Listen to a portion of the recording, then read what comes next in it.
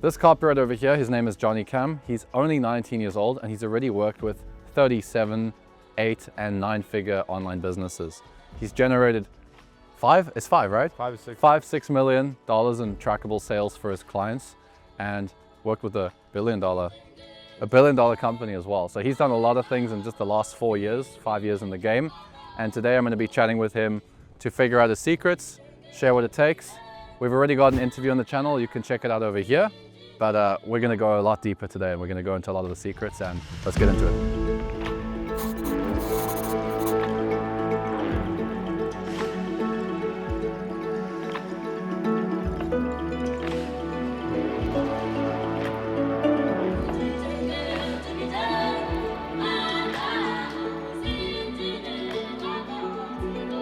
I think a lot of people don't have a clear expectation when they join this industry because of how many people sell the opportunity and how few people talk about the reality. Yeah. It's just about, oh, you can make $10,000 a month. You can make $20,000 a month. You're not going to make a lot of money in your first year, 2 years, maybe even first 3 years. First of all, I've seen cases where, for example, one of my friends who landed a 9-figure client and making 6-figure within their first year, right? Yeah. There are cases like that. I'm not saying there isn't. And I have other guy who is from India and he was like 17. Mm-hmm. And it took a while before he even landed any, decent clients, right? Yeah. It took him like about 1.5 years and 2 years. My first 9 months, I didn't close a client. When I closed my first client, it was only $1,500. 2 months later, I closed my first big retainer, $3,800 US. And I worked there for an entire year before I started to increase my income again. But I always say it's the same as a skill. Let's say you're like you have a construction business where you actually build homes. Like you could work on a project and you get paid a decent amount of money. But you're not gonna make $1 million. But maybe you get to the point where you have the skills to build each part of the house, then you can get a team. And now you have a construction business, So copywriting, I think, is the same, right? You learn the skill, you get paid to deliver your skill for other businesses. But the people that make millions from copywriting, they use that skill and they combine it with other marketing skills and other business skills, and they build a business for themselves later. If you want to build a business one day, right? The skills that you're building now, it's gonna translate to how much money you're gonna make in the future, right? And the way I look at it, which is the thing that I'm focusing on right now, is just not just getting good at copy, but just learn about a lot of different things in general. Just want to be the best marketer I can. Because if you can do that for other clients, you can, spend their money to test their product. You know the exact blueprint. This is how most of these bankers, right? They work in McKinsey, they work in Wall Street, they work in Goldman Sachs, and they leave the company after 10 years of working there and start their own venture capital or whatever it is. They're just gonna make it anyway because they know how the market works, they know how the internet works. And that is why you wanna not just make the 5K or 10K that you want in these big companies, but really just look into and steal their processes, right? You steal their processes, you can do, I'm not telling you to steal them, but just like, no, ethically steal them. You can learn it, you can practice it, right? And then that becomes a part of you. And you go out there, you can then actually build a 7-figure business in 1 year. I've seen cases like that. That's when people say these are overnight success. They don't see the 5-10 years of hard work you've been doing the past 3 to 5 years of work to become an overnight success. Yeah. How's that? 3 to 5. Yes. So here's a question for you, okay? A lot of these gurus and coaches and people that make this sound like this amazing skill set, with what we know now, it doesn't happen overnight, right? You're not gonna make $10,000 overnight. You can. There are a lot of people who make $10,000 within the first year of becoming a copywriter. They get to their first 10K. So you can do it, but it's okay if you don't hit it. But my question is, if there wasn't the big promise from gurus, do you think people would still become copywriters if they knew the reality, the truth about copywriting? I will honestly, 95% of people would not do it. Yeah. And if you ask me, like, I got in copy when I was 15, right? And if you ask me that 15-year-old, would he do it? He probably wouldn't do it either. Really? It's a big price to pay. And I look back, it was not like how I imagined to my journey to be. I thought I was gonna hit 10K or whatever this income goal I had within a year. Well, Well, it took me a while to get there, actually, you know? My first 2 years in the business or in copy, it was like it was not fun, you know? I wake up at 7 to go to school, and I came back at 4 and I had to write copy all the way to like, 7, and then I do homework for an hour, and then I have to write copy until 2 a.m. So you just went to school and then you did work and then That's it. and work until 2 a.m. and then repeat. Exactly. And Saturday and Sunday was to get ahead, right? Like that was like my life for my first 2 and 3 years. It was a big price to pay. But if I look back now, that was like the best thing I've ever done for myself, you know? So then, I mean, you say that would the 15-year-old do it? Maybe you would have done it. Maybe you say, I don't think I would have done it if I knew the price, but if you knew what you know today, would you do it? Absolutely. I think it was, well, I would just say when I was 15, I didn't know much, right? Yeah. Nor like right now, like I know about the world. I'm just learning about a lot of different things. But with the knowledge that I have now, obviously, I think the earlier I've started, the better it is. So.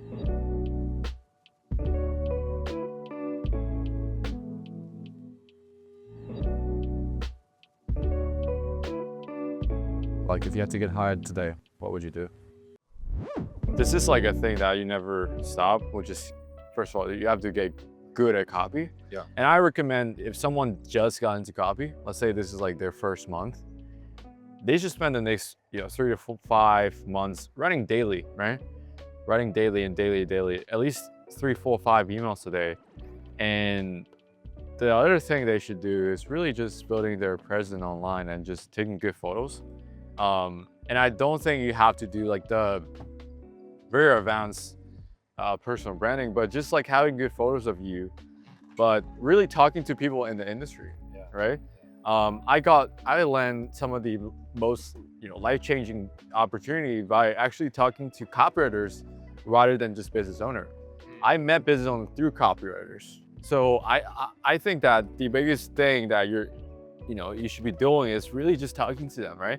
And the frame should be like, hey, I'm not here to try to look impressive or anything. I'm just trying to here to learn and be a student. Yeah. People always respect that, right? Yeah. And that's the second thing you should be doing, right? And the third thing is where you actually offer value upfront. Don't try to work for free, because time is also money to these business owners. Right. Yeah, because the money, they're like doing free copy for them is not valuable if the time is involved. Like their time is more important. More important than the $2,000 that they're paying you. Yeah. So I think that if you just write that thing, send it to them, ask them to test it out, a couple clicks away, and if that end up winning, like they could hire you. And I've seen people, not just me, but dozens of other copywriters that have landed their first retainer, or even the client that they've been writing for a full 5 years now. Like their first client, they landed through like a value upfront. So I think it still works. Doesn't it take like a lot of work to get that first client like that though? I mean, people say, oh, I don't want to send 100 messages or write all this copy to test. What would you say to that? Well, I would say that's what it takes. That's why I was saying why if people knew what it takes to make it in copy, right? Yeah. And I'm not talking just making 10K or 15K a month, but actually becoming a very well-known copywriter where you have millions of dollars in your track record and actually being known in the industry. It takes a lot, to become one, to become a successful one. I think you just have to go do it. It's way better if you shoot a shot and they miss it and not shooting a shot at all. Like I've seen people that land their first retainer despite their first 12 value upfront, cold outreaches. Some people take them 100. Yeah.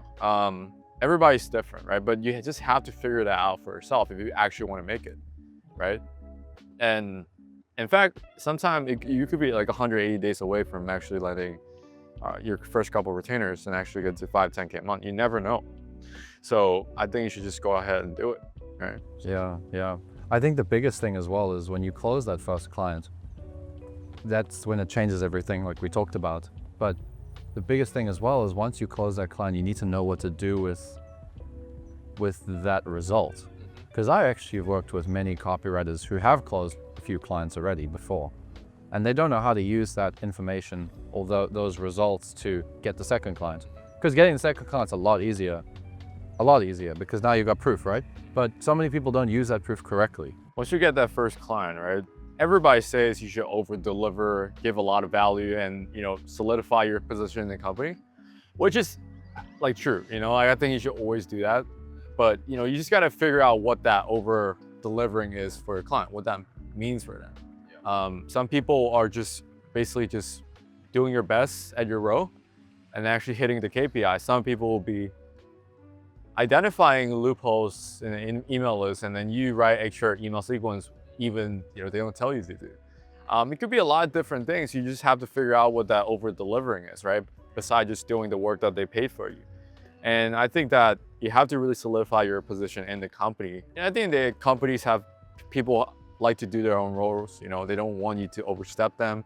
No, you want other people to overstep your role. So you have to really solidify where you belong in the company and actually provide as much value as you can, right?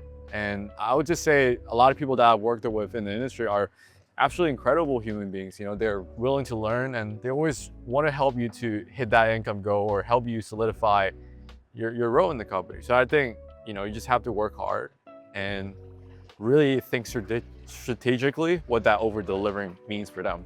Okay, so, that makes sense. Now, what about this? What about if your first client's like, I don't know, $10 on Upwork or something? Like, you can't exactly break into the company. How would you leverage something like that if that's your first client? You have dozens of examples in your Basecamp and interviews of people that probably their first client was Upwork. So, well, actually, one of the guys. Sorry to cut you off, but one of the guys in the dojo, Marcus. Marcus, I think when he first started, he just started writing emails for like $5. $5 for one email. Just like, I don't care how much they pay. I'm gonna just start writing emails. And I think within a month, he wrote maybe, I don't actually remember, but I think he wrote at least 20 or something. And he just did it because you get the practice. I mean, sure, you only make $100 from 20 emails. Who cares? Yeah. People are so short-term focused. Yeah. Adam, he also started like that. His first month on Fiverr, he made $5,000. Oh, wow. Yeah. He started on Fiverr. He made $5,000 in 1 month. But I mean, he wrote a lot of copy. He probably wrote $25,000 worth of copy. But he was obsessed. He was on Fiverr. He built this pretty good profile. He charged dirt cheap prices, and he just pumped it. And then after a month on Fiverr, then he started to transition out of that work. And I'll tell you, 4, 5, 6 months later, not even kidding, $28,000 in November of 2022. $28,000 just after starting on Fiverr. That's crazy money.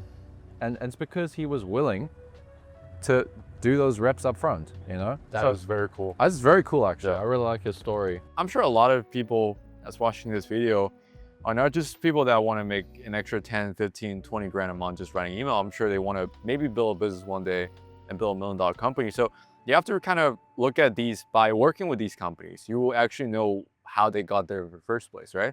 So then you have a great idea. It will be like, hey, I want to get into more front end stuff, right? And that will be doing more ads for them, more VSL for them. Yeah. So it depends. I can't give you like an answer to that because it really depends on where you're trying to get. I've seen people that went from copy to media or creatives, right? Yeah. Graphic design and production. And if you're on Upwork, I would say probably the best step from the people I've worked with is like they just took on more work from Upwork. So like if you got one client on Upwork for $5, you can get another one for $5 or $10. And then eventually you can get another one for $50. Like you'll build your way up, right? Because you get 5 stars. Exactly. So you just keep building, you just keep building. Yeah. And then once you've built up some experience there, then maybe you can work on your way to transition. Well, you see something there? Oh, there's lions, dude. Really? Oh, dude, good spot. There's a lion right there. Where? Oh, there, yeah. You see it? Yeah. You see it?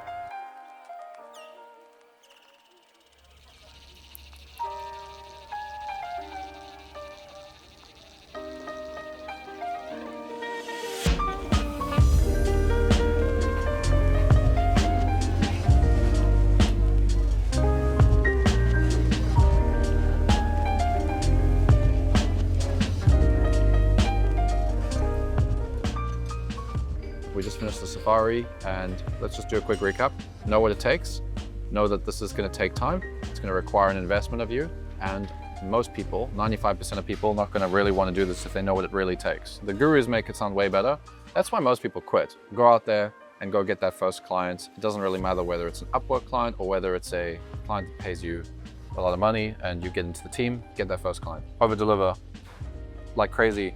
And if you have Fiverr clients or small gigs, just go get a lot of those again and again and again. Replace your average clients with good clients. And focus on working with the best of the best. Yeah. How do you do that? A lot of time, if I think about it, I work, with some of the top people in the industry, not through intentional outreach or actually hey, I want to work with this guy, and I send a code email and I land the client.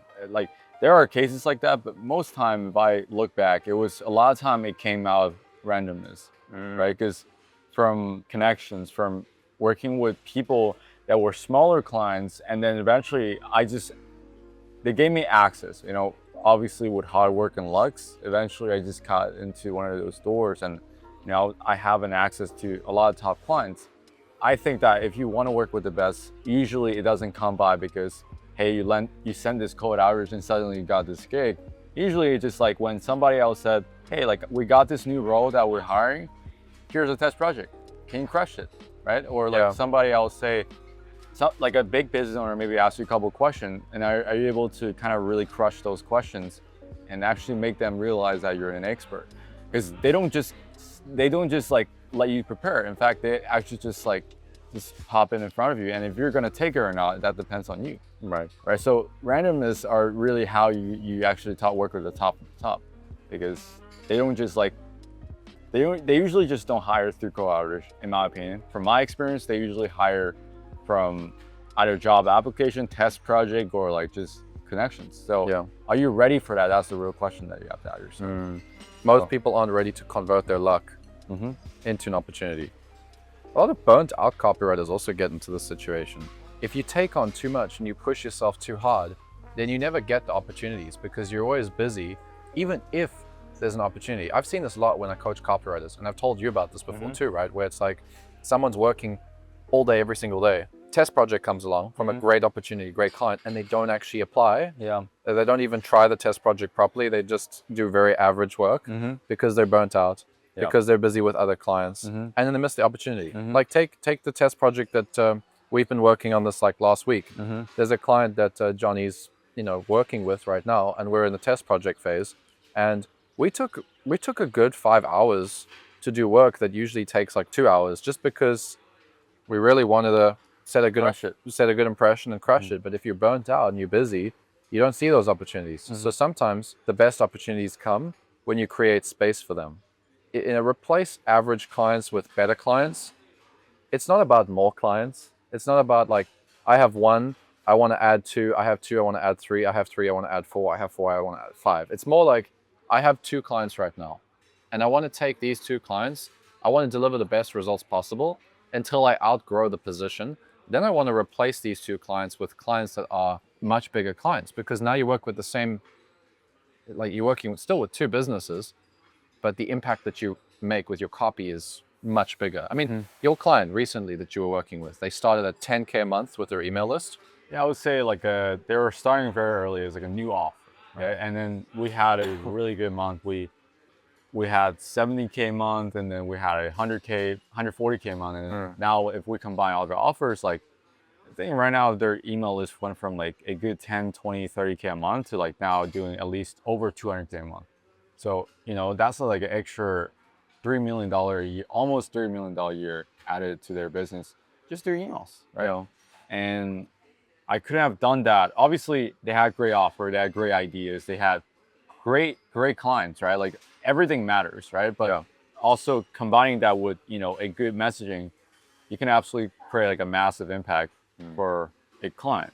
And you're only gonna do that when you're able to really, put in the reps every single day. It's gonna require a lot of work. It's gonna require you to put in the reps, and you're not gonna see results instantly. But when you do start seeing results, the impact is the same. There are so many copywriters who are incredibly good at their craft, and they're working on a list of 2,000 people, or they're writing ads for a business that spends $20 a day on ads. It's like your same skill applied to a business that's spending $100,000 on ads per month. You're going to make them 10, 20, 30 times more money with the exact same skill.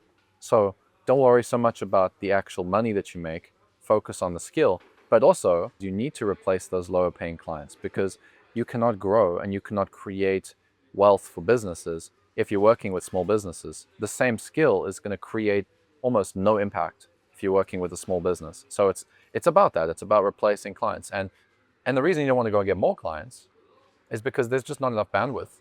There's just not enough bandwidth to do all this work for all these different people. So I think that's a pretty great place to be when you're replacing clients, because every time you replace a client, you get a little bit more of your time back. You start making a little bit more money. You start getting a bit more results. You start building more confidence.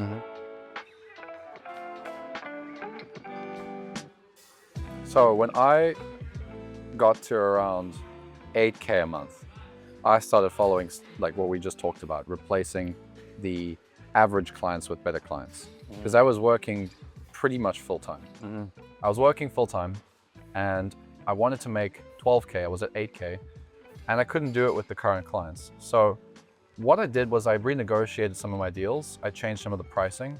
I wouldn't consider this a new step. It was just more like optimizing what you already have. So like 1 or 2 of my clients that were lower paying clients, I said to them, look, I'll keep doing your email copy, but I'm not going to do this other work because the email copy I could do really quickly. So I looked at my client and I was like, well, of all the work I do for this business, there's like 20% of it that takes me like it's creating 50% of the pay per month. So let me just only focus on that.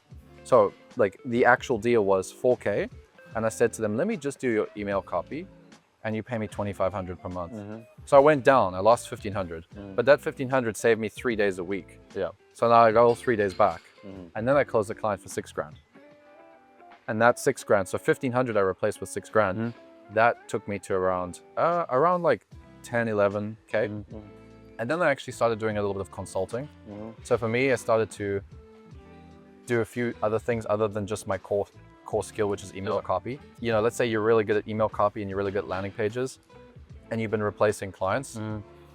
You want to start taking on more work on things that maybe you haven't done as much of. Get experience, because you're not going to be able to learn that stuff later. When you're at 25K, when you're at 50K and you have a business, you're not going to have time to learn all those skills anymore. You're going to want to pay other people because it's not worth your time anymore to learn those skills. But if you already have the skill, it's so much more valuable. So I would say start to add more skills. A lot of copywriters, as you know in the dojo, like to get better at email copywriting, they start learning how to run the email list as well. So like they'll take on the tech. They'll be like, all right, I won't just write you emails. I'll also actually send emails for you.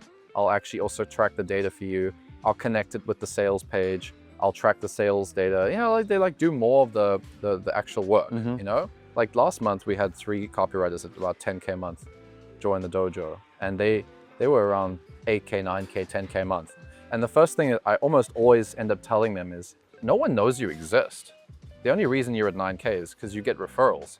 No one knows you exist, dude. Like, you need to showcase to the internet. And I actually been telling you this as well. They're like, bro, you need to like show the world that you actually exist, you know? Obviously, if you want to get clients in the early days, you should exist. So if they do research on you, they see that you're a real person, okay? But if you really want to lock it in, you really want to get premium clients, and you really want to charge really high rates, people need to know you exist so that when you're on the sales call, they look at you and they're like, damn, this person is this, they've accomplished this, they've done that, they've done this.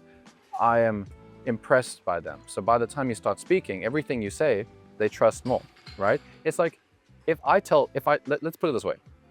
If you pay somebody $250,000 and they're I don't know, let's just say they're one of the most successful entrepreneurs in the world, and you pay them $250,000 for a day of coaching, and they tell you, you know, do this and do this and do this, you're going to take it seriously. Whereas if you pay somebody that no one knows $5,000 and they say the exact same thing, you might not take it seriously, because you're like, maybe it's good advice, maybe it's not so good advice. But if you pay Jeff Bezos and Bezos says that, it's like, all right, that's what we're going to do. A lot of going from 10K and above is about how people perceive you. It's funny because it's kind of like what the gurus do. The gurus double down on this like, from day one, so that whatever they say, even if it's not so good, people trust. Yeah. So like you can actually use this negatively too. But the point is that personal brand creates a powerful impression on people, right? I agree. I would say that is like the last step from going from 0 to 10K. You need that personal brand because referrals are not always going to be repeatable. They're not always going to show up. Sometimes they're going to show up. Sometimes connections are going to show up. But when you build a personal brand, you're kind of like multiplying the chances. You're multiplying your luck because more people are talking about you, more people are hearing about you. You get all of that together. By the time you actually have some sort of brand, you're not going to ever go below 10K again. Like I never ever see copywriters who make more than 10K who also have a personal brand. I never see them go back down. And do you want to know how to go to the next level? I love to. Okay, let's talk about it. Yeah. Okay, yeah, let's go.